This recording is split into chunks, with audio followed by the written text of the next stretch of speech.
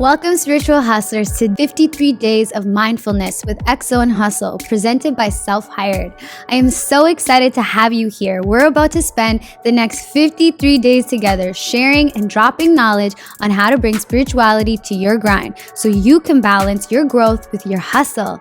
This series is based off the Mindfulness Deck, an actionable 55 card deck designed to take you on a journey of self-understanding, healing, and habit building. The Mindfulness Deck is now available for pre-order at exoandhustle.com. And remember, I love hearing your breakthroughs, so make sure you join the conversation online at EXO and Hustle on Instagram. All right, let's get into it. Today's episode is brought to you by Delush CBD. Delush is a holistic lifestyle company that infuses hemp CBD into your favorite wellness and skincare products. Since we're all about love and good vibes, Delush CBD products are thoughtfully curated with non-toxic ingredients and are cruelty-free. Every product is handmade with all that love and good. You can use the discount code EXO and Hustle for 15% off your next order at delush.ca.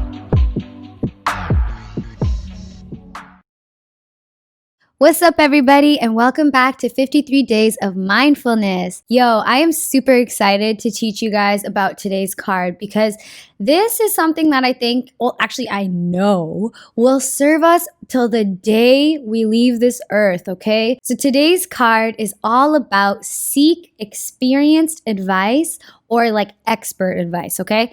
On this card, you're gonna notice a taller woman who's more put together. She's figured out her style. She knows herself, the way she carries herself.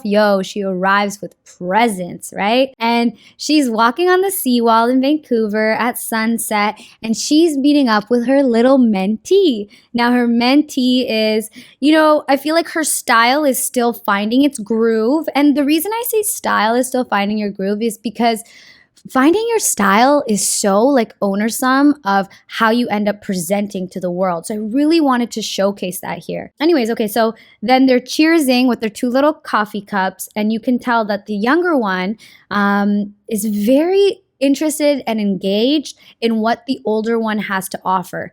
Now, I'm not saying this has to be an age thing. I'm just saying that for reference. But you'll notice that their aura that they're sharing is both yellow and both green. So they're activating their sacral chakra, which is making them feel very powerful because it's very powerful to give and it's very powerful to receive. But it's also green because we give with our heart, right? So when you open up your heart chakra and you're not afraid to ask for advice, ask and you shall receive. Okay, so this lesson is a little interesting, especially for me, because I was one of those people who was I grew up in information generation. I can Google anything and everything that I want. But there's certain things and certain conversations you just need to have in real life, and you need to have them with somebody who's been there and done that. So my first experience with a mentor, I had an amazing mentor. Don't get me wrong. She was incredible. And she taught me a lot. We were in the film world, and we were learning how to do a pitch and create buzz around this concept that we needed to raise money for. And so I hustled so freaking hard to work for this woman. And it was crazy. It was the first $10,000 I ever was able to raise for a project. And at the very end of that, I got cut from the project. And she had said to me, she's like, I just don't need you anymore. And in that moment, I felt so transactional that I had this really stingy feeling of is this what mentorship is? Because I thought mentorship's I'm gonna get a big sis for life, right? But that wasn't the case. And so for a little while, I was really well, fuck it. I don't need nobody else. I can just do this all myself. I'm gonna Google everything. And honestly, eventually I kind of got over that because I don't think that that's the way that the world works, or that's the way that we're gonna function the best. So fast forward, I'm at this event and I meet this woman, and I don't even know if I have told you guys this story yet, but I'm going to tell it again if I have. I meet this woman, and she is just absolutely incredible. The way that she communicates with her community, the way that she carries herself, the way that her kids looked at her, I was like, damn, she's got everything that I want. Now, don't get me wrong. Obviously everyone has their own issues, their own journeys and all that jazz. But I knew that she knew how to navigate the things in life that I wanted, like family, a really big career. She had like great friendships. She had so much energy and vibrancy to her presence. And so I had asked her, I was like, yo, like, would you want to sit with me like for an informational interview? And so she sat with me and she had taught me something so powerful in that moment. Now, just a little backstory here is at this time, I was starting to work with a lot more women. However, for my entire history of work experience and also in my family, I've only really been around boys. So, my whole family is pretty much all boys. All my friends have been boys.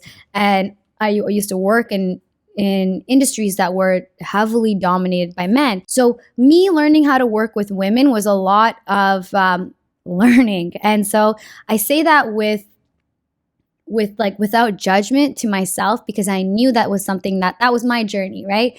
And anyway, so she had taught me that her being big didn't make me small. And I really, really thought about that. And I realized how much of a shortcut that one conversation was, like, in order to push me forward with everything else that I wanted in life. Like, even just looking at another woman and being like, yo, like, your beauty doesn't take away from my beauty. And my beauty doesn't take away from your beauty. It made me realize that, like, I'm a boss all on my own and we could be even better together, right? And so I started utilizing this thought of like, okay, whether it's a good or a poor experience, learning from somebody else's experiences are so valuable. So, I started hitting up more people that I really admired, and some of them worked out and some of them didn't. But what I did realize is that there were so many potholes that I could have fallen into that I didn't really have to fall into, that I was able to miss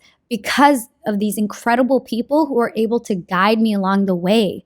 And, I feel like some of you might also be thinking right now, like, well, those are my lessons and those are the things that I need to learn. So I need to go through that. Trust me, I have this true faith and belief that you will go through the lessons that life has set up for you to go through. So don't worry, you're going to fuck up and you're going to fail and you're going to make mistakes, but you're going to make the ones that you need to make. And by having a mentor, you're going to be able to fast track the ones you don't really need to make. Okay, so my mindfulness tip of the day today is I want you guys to think of 2 people that you're really, really inspired by.